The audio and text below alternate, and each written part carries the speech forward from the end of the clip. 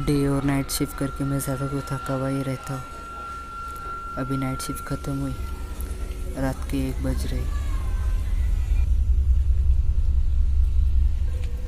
यहाँ से हम सब साथ में निकलते हैं, फिर आगे चलकर हमारे रास्ते अलग हो जाते हैं। कोई बैचलर रहता है तो कोई अपनी फैमिली के साथ।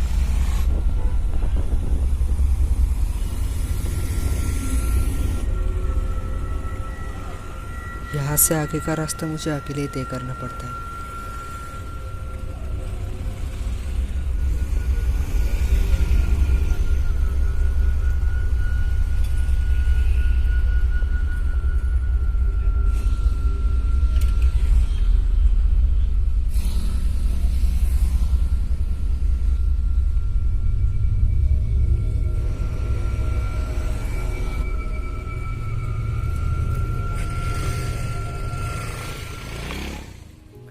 सुबह के ये भीड़ भाड़ वाले रास्ते रात के एकांत में और भी ज़्यादा हसीन लगने लगते हैं। पता नहीं लोग ज़िंदगी की इस दौड़ में इन रास्तों की खूबसूरती को कैसे अनदेखा कर देते हैं, जबकि यही खामोश रास्ते मन को सुकून पहुंचाते हैं।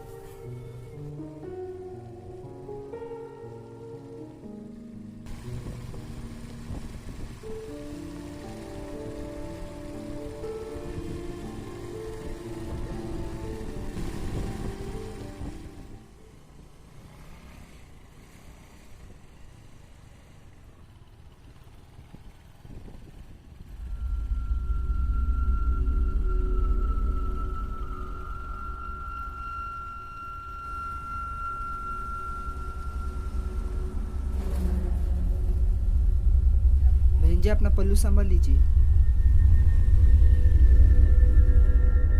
अभी आए दिन हमें ऐसी खबरें देखने को मिलती है। अभी हाल ही में मैंने एक खबर पढ़ी थी, एक लड़की का पल्लू पिछले पहिए में फंसकर वो गाड़ी के साथ घसीटती हुई चली गई और उसी में उसकी मौत हो गई। ये कोई बड़ी मदद तो नहीं है, मगर अच्छा लगता है ऐसी छोटी मोटी मदद करके। प्रकृति का नियम है, तुम मदद करोगे बदले में मदद ही पाओगे।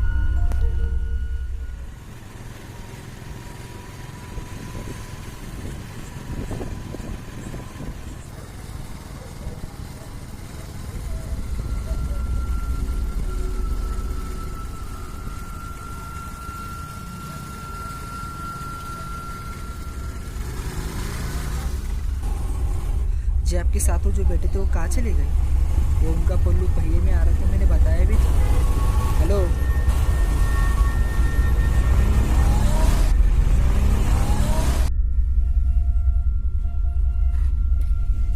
क्या हुआ?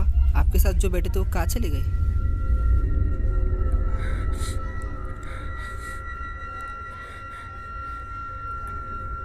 तुमने मेरे पीछे किसको देखा? मतलब आप उन्हें जानते नहीं? मैं काम से घर जा रहा था, अकेले, और रास्ते में मैंने किसी को लिफ्ट भी नहीं दी।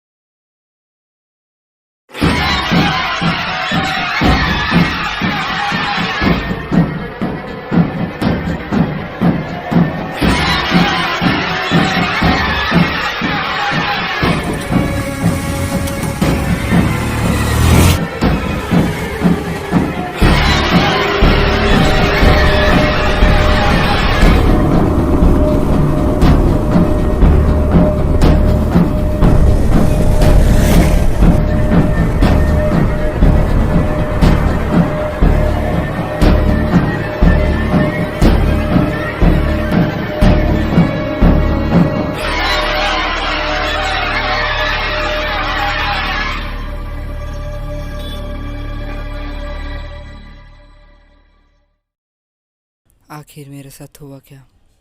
मैं कुछ समझ नहीं पा रहा था, और ये मेरा वहम तो बिल्कुल ही नहीं था।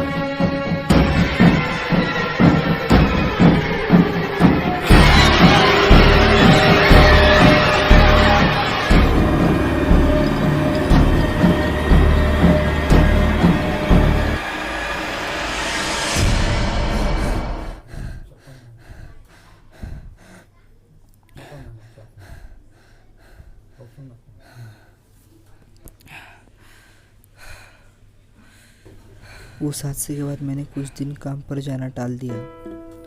उसी दौरान मैंने नया काम ढूंढने की भी कोशिश की, मगर कुछ फ़ायदा नहीं हुआ।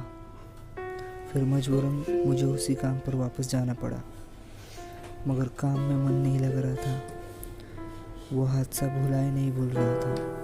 मेरी नज़र बार बार घड़ी की उस कांटों पर जा रही थी।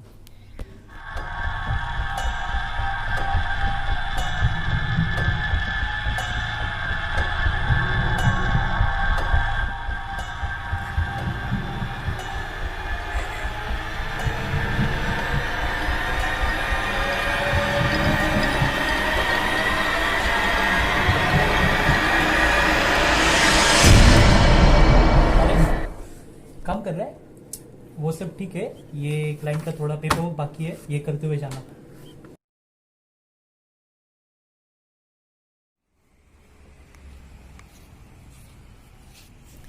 एक बज चुके थे, मेरी शिफ्ट ख़त्म हो गई। मैं किसी के लिए बिना रुके वहाँ से चला गया।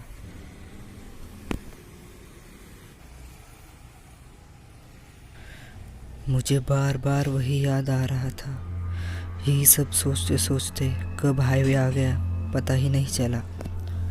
वो खामोश रास्ते जो मेरे मन को सुकून पहुंचाते थे, वही खामोश रास्ते आज मुझे डरावने लग रहे थे।